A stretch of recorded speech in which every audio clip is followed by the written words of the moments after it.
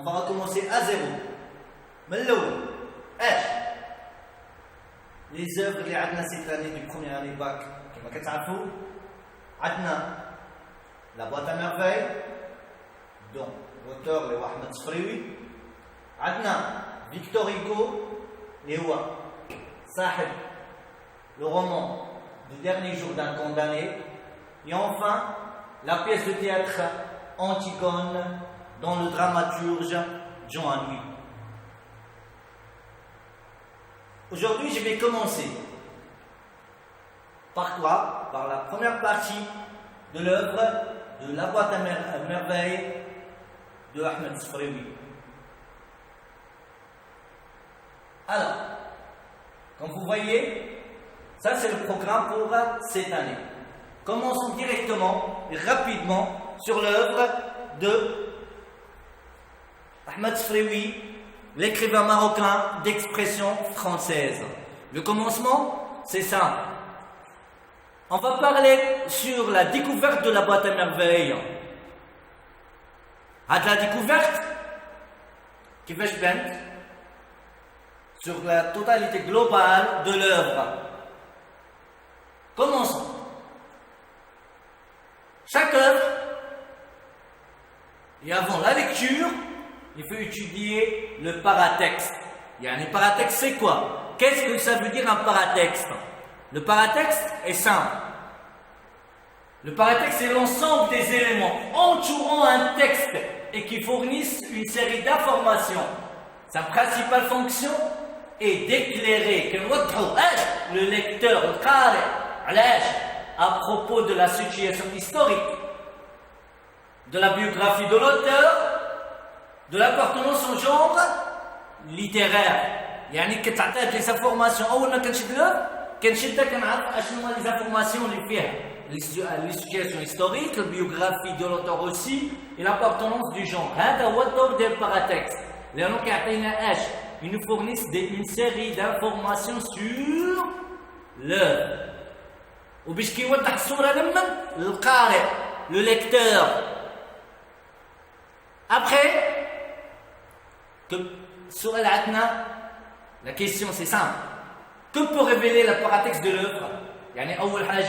C'est la page de titre. Comme vous voyez, malheureusement, on a l'œuvre de La boîte à merveilles, qui est en haut, au milieu, le nom de l'auteur. Le titre de l'œuvre. Et à quel genre appartient cette œuvre? Voici une nouvelle, ou la pièce de théâtre, ou roman. Donc, regardez. L'oula, c'est Ahmed Sfrewi, l'auteur. Tani, c'est le titre. Le genre qui appartient, c'est à quoi? C'est roman. Alors, d'après la formation, les la question, relever les éléments qui composent la première de couverture. La première de couverture de l'Ishina. La première couverture de l'Ishina. Il y a une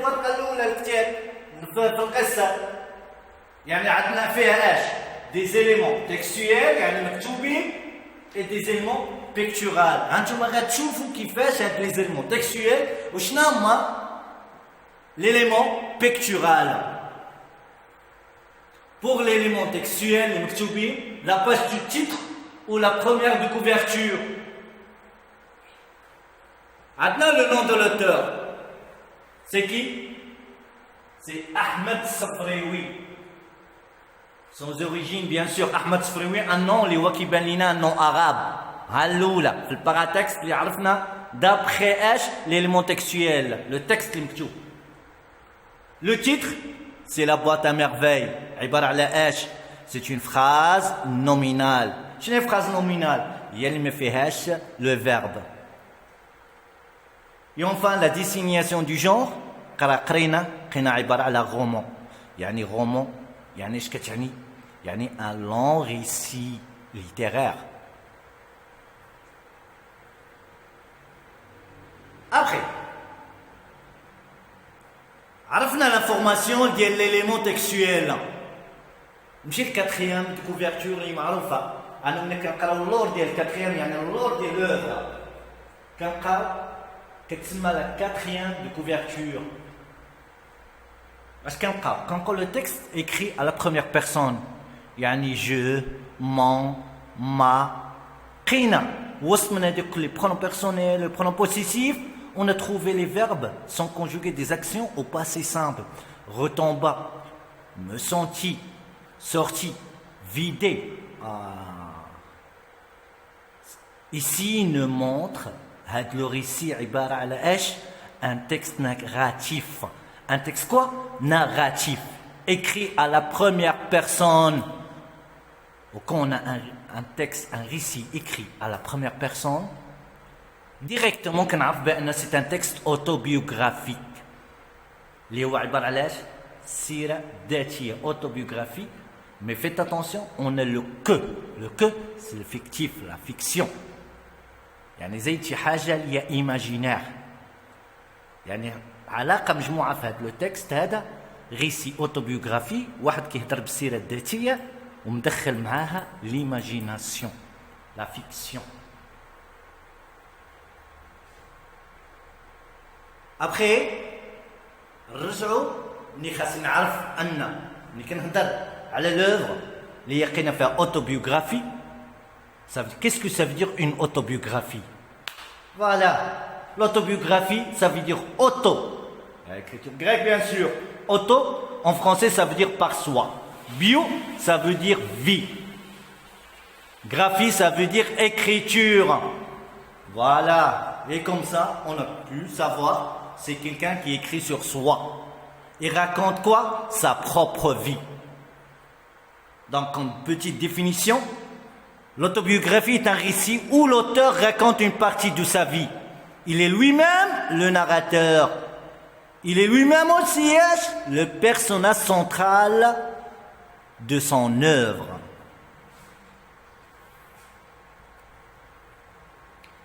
Maintenant, passons directement au élément pictural, yani l'image.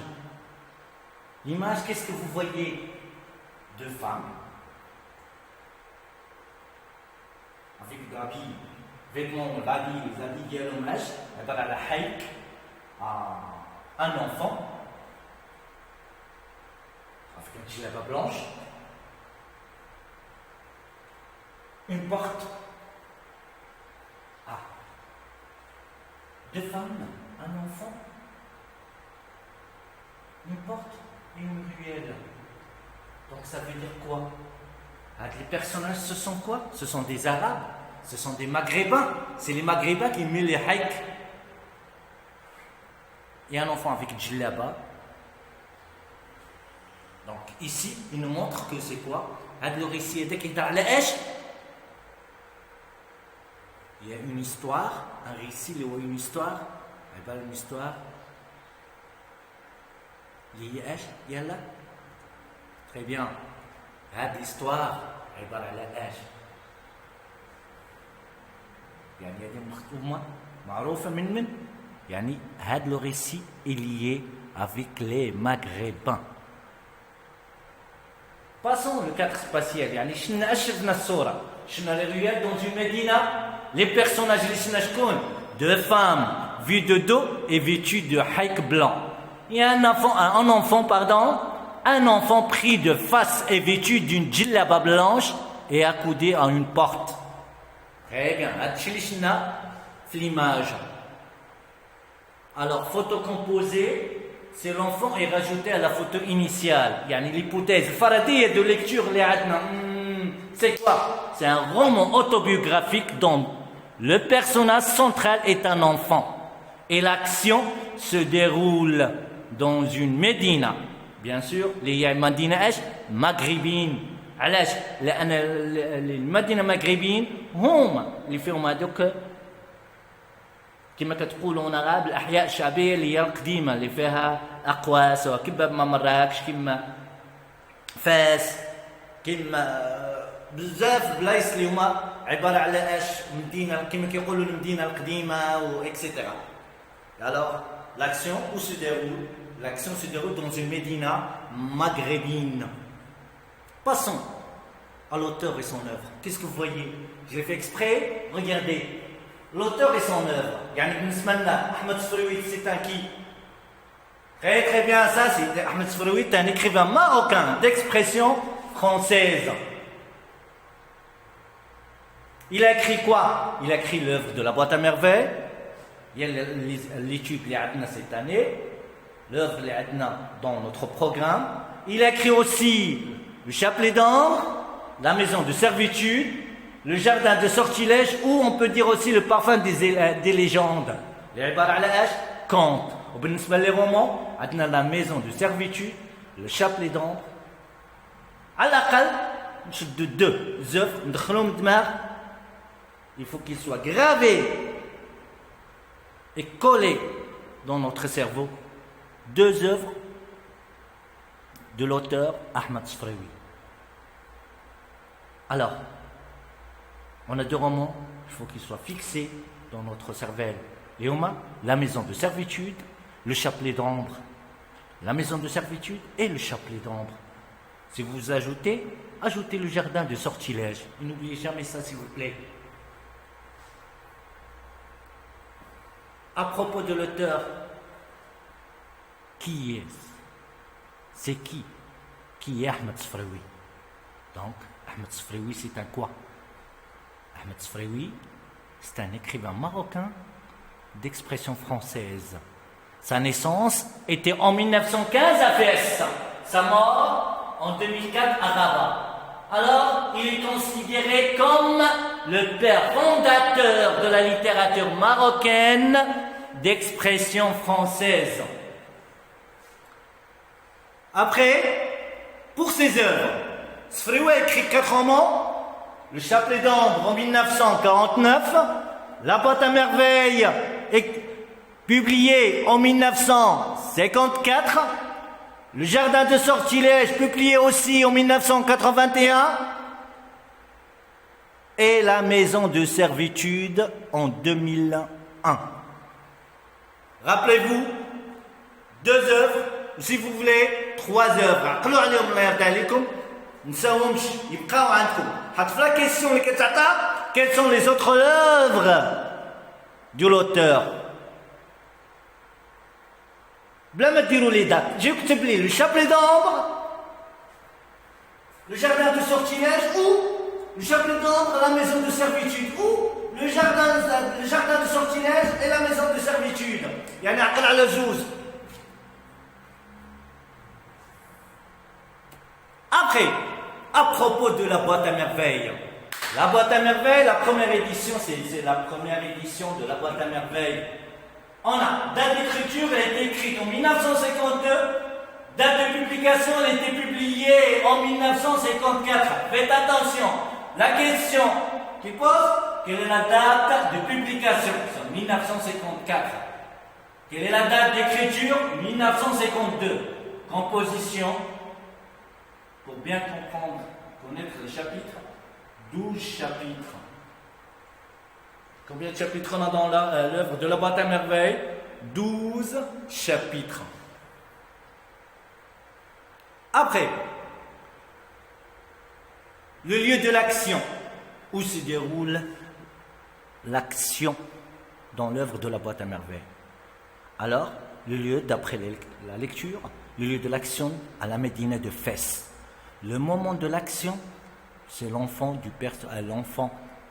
personnage principal.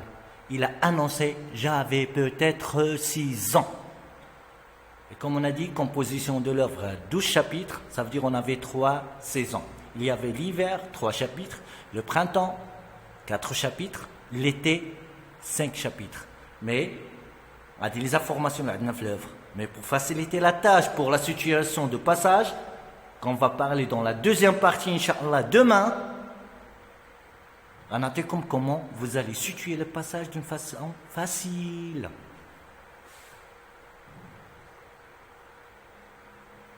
Alors, je recommence.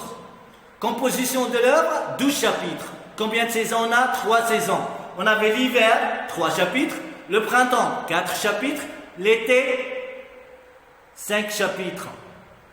Alors, si on veut parler de l'hiver, 3 chapitres, ça veut dire H. On avait le chapitre 1, chapitre 2 et le chapitre 3. Pour le printemps, il y avait chapitre 4, chapitre 5, chapitre 6, chapitre 7. Et pour la dernière partie, il y avait la dernière saison, c'est l'été. L'été, il y avait chapitre 8, chapitre 9, désolé, 8, chapitre 9, chapitre 10, chapitre 11, et enfin, le dernier chapitre, le chapitre 12. Est-ce qu'on est d'accord? N'oubliez jamais, le malheur de la famille du narrateur était dans la dernière saison. Elle commence du chapitre, presque à la fin du chapitre 8. Précisément, c'est 9, 10, 11, mais le retour du bonheur au chapitre 12.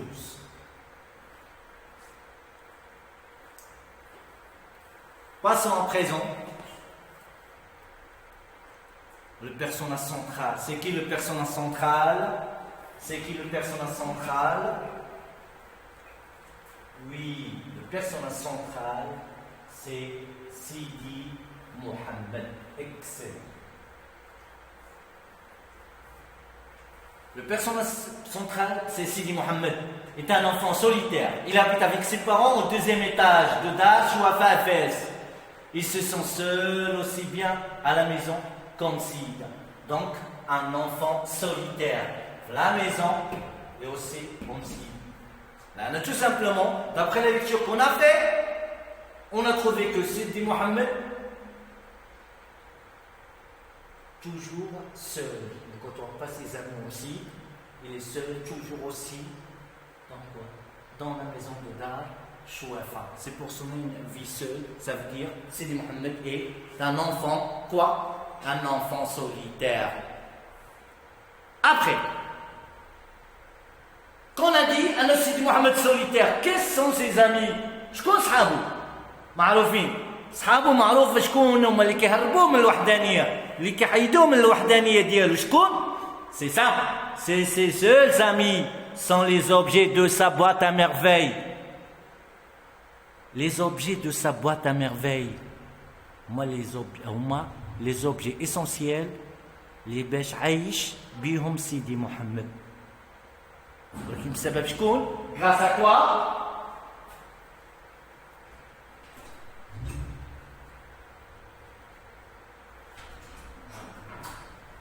Grâce à quoi? Grâce à son imagination. De simples objets anodins. شنو هما objets anodins? Ça veut dire des objets اللي هما banals. شي حاجة اللي ماشي شي حاجة. Ce ne sont pas des objets اللي هما forts, des objets. Non, des choses banales. اللي هما ordinaires. Deviennent des châteaux de rêve, des princes charmants ou des jolies princesses. يعني الناس Sidi Mohammed, comment il vit? Il vit avec une imagination pour s'évader. De quoi? De sa solitude. Et ce sont quoi? Ce sont ses seuls amis. Passons à présent au personnage. On a deux catégories, deux types, deux clans de personnages.